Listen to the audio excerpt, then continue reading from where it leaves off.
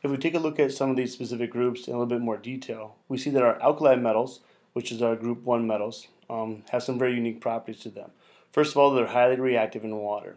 When you put an alkali metal in water, what it does is it actually breaks the water molecule apart, generating a metal hydroxide, and it also releases hydrogen gas. Well, that hydrogen gas, if it's hot enough, will ignite. What can happen is you actually can basically explode the water by putting a large chunk of that metal inside the water. These alkali metals sometimes also burn in air. So if you leave them sit out, they actually can catch fire on their own. Again, it's not really the metal catching fire. What happens is it draws moisture from the air and releases that hydrogen again, which then can ignite in the air. They are very soft metals. They have the consistency of about butter, like a butter you'd get out of your refrigerator. You could squish it in your hands, that kind of stuff. You wouldn't touch it because your hands have water in them, but it has that kind of consistency to them. They're excellent conductors of both heat and electricity. And then, of course, all the alkali metals have one electron in their outer energy level, or if you look at their electron configuration, they're all a 1s at the end. Okay? Hydrogen is not one of our alkali metals, even though it has some similar properties to it.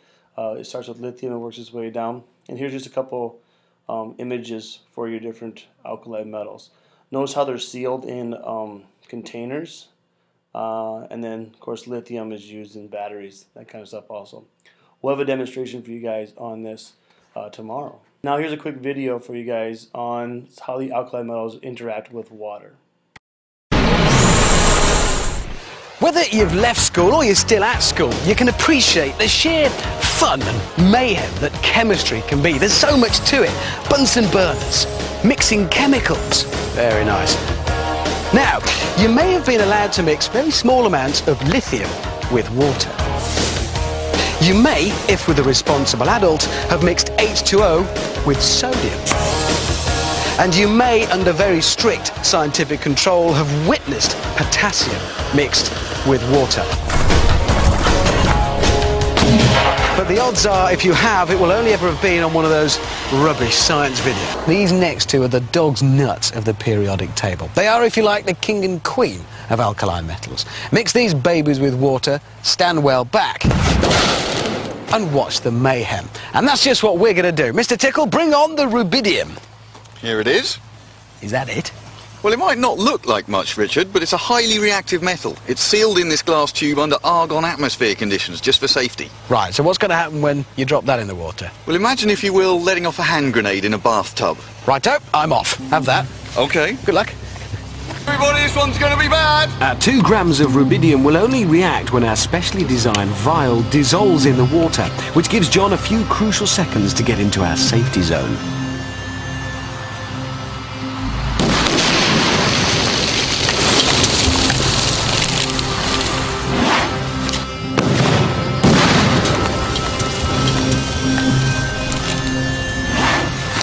Yes!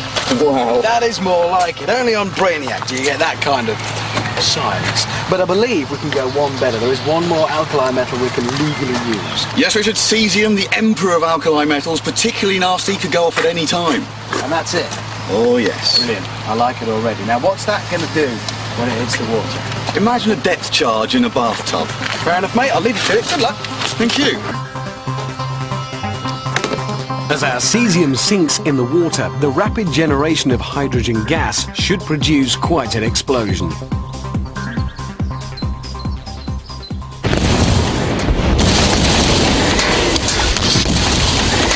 And it does.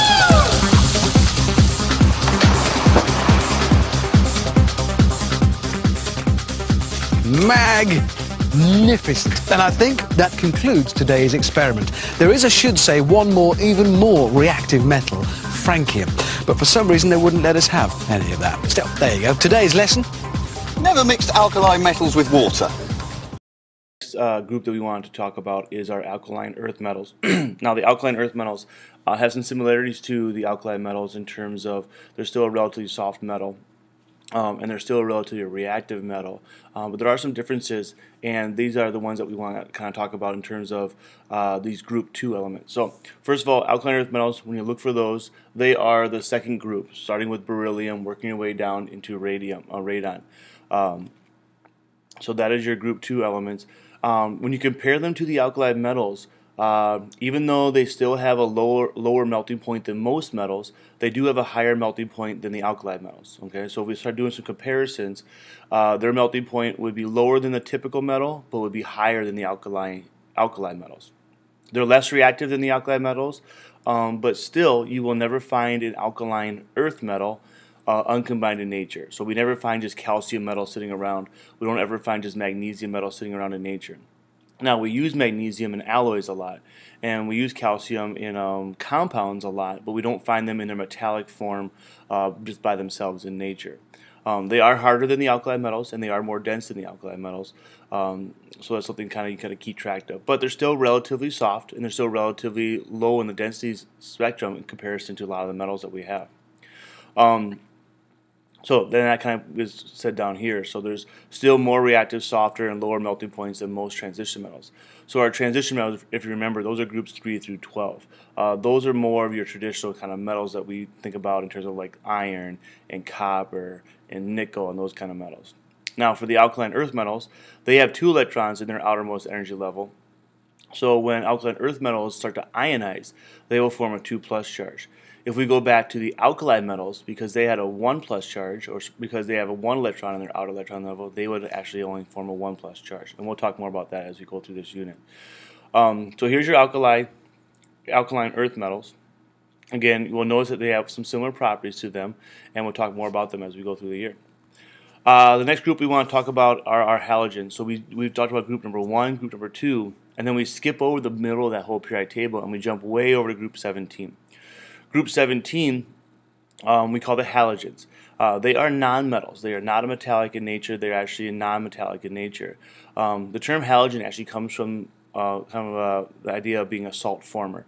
So originally, if you wanted to have a salt was anything that was combined with these halogens. We've now expanded that definition of salts, and now we say salts are anything that's an ionic compound. But originally, if you made things with chlorides or bromides or fluorides or iodides, they would be considered different types of salts. Now, in terms of nonmetals, they're also highly reactive. So you have some highly reactive metals, which are on the left-hand side of the table, and on the right-hand side of the table, these halogens in group 17, they are going to be your most reactive of your nonmetals. Okay, so of these, fluorine is actually the most reactive of all the different nonmetals out there. It's a very small atom, which helps contribute to its reactivity, and it also has those 7 outer electrons. So if you take a look at your halogens, they have 7 electrons in their outermost energy level. If you remember, we talk about sp, d, and f. If you look at fluorine, it would be an S2p5, meaning it has 2 in the S and had 5 in the p.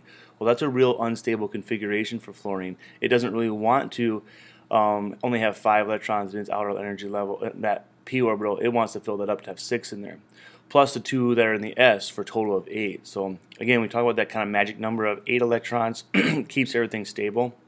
Well, the halogens only have 7. So they very commonly will form -1 ions to gain 1 electron to fill that last energy level for them. So that's very common for them. Also, because of the reactivity of halogens, if they cannot ionize to form compounds, they will actually form diatomics. What I mean by that is that they actually will bond with themselves. So di meaning 2 atoms for atomics. So when a halogen, all your halogens, when you find them in nature, you don't just find F by itself. You actually find it as F2 or Cl2 or Br2 because they actually bond with themselves and they share electrons to help stabilize them, because by themselves they're not stable enough to kind of hang out. You find halogens in lots of different things, in household stuff, cleaning supplies, those kind of things. They're very commonly used in the cleaning industry or disinfecting in the medical world. Chlorine is a key component of bleaches, that kind of stuff. Bromine is used to clean and keep hot tub water clean, that kind of stuff. Iodine is a liquid that is used often in its liquid form in like surgical procedures and medical stuff, where they actually will wipe your skin with like a brown colored liquid. So those are your halogens. Now, we talked a little bit about diatomics, and I want to kind of go back to that idea of a diatomic, because these are some elements that we should know. The halogens are diatomic, so we know that they exist as diatomics, But there are a few others also on the periodic table. And again, the reason why they'd exist that way is because they want to be stable, so they'll actually share their electrons to be more stable. There are 7 of them on the periodic table, and you are responsible for memorizing these 7 and knowing what these 7 are. They are hydrogen, nitrogen, oxygen, fluorine, chlorine, bromine, and iodine. Okay, and whenever we find them in nature, not in another compound, they will always be diatomed, or basically be in sets of 2, so N2, O2, F2, and so forth. Now, the way I remember it is, if you take a look at your periodic table, it takes a little bit of a stretch of the imagination, but if you think about it, they actually make a 7 on the periodic table. So if you take the idea of a number 7 and you say, okay, the number 7, looking at it on the periodic table, and if we kind of just take a look at how that looks, what you get is hydrogen can be like your number sign. So that's like your number. It's not exactly like a number sign, but it's pretty close. Add a couple more lines, you get a number sign. It's the number, and then on the periodic table, they actually make a 7. So you start with nitrogen, which is in group 15, period 2, and then go over to oxygen, fluorine, chlorine, bromine, iodine. Okay, so if you think about that, a little bit of imagination, that this kind of makes the number 7 on the periodic table, actually. So it's a way that I always remembered it. It might be an easy way for you guys to remember it also. But these elements, whenever found in nature, come in pairs, called diatomics. Now, the last group we want to talk about are our noble gases. Noble gases are in group 18. So they start with helium and work all the way down to radon. And we say that they're inert. Okay, the term inert means that they're not going to react with anything else. Now, it's not 100% true. Noble gases have been found in some compounds, but it's usually not because they want to be there. What's cool about the noble gases is their outer energy level always ends in an S2P6. So you end up getting these elements that fill not only their individual orbitals, but also fill their entire energy level. So as a result, they have those magic number of 8. Now, that 8 we call an octet. Okay, so if you have an octet of electrons in your outer energy level, that's the most stable configuration possible. So this octet then allows the noble gases to be stable without forming any bonds. So that's why they call noble gases. So the term nobility is usually separate from the rest of the population. They're special. They're, you know, whatever it is, something that's noble tends to be above and beyond everything else. People tend to want to be like nobility. Like, yo, I want to be a king, or I want to be a queen. That's the idea. We call them the noble gases because everybody else that isn't completely stable on the periodic table wants to be like them.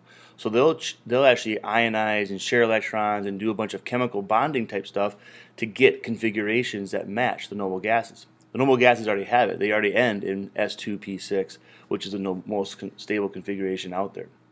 Okay. There's lots of practical uses for noble gases. If you have an interest in them, or if it's the element that you get, you'll kind of look it up. But you know, helium obviously is used in the medical world. It's used for making balloons, that kind of stuff.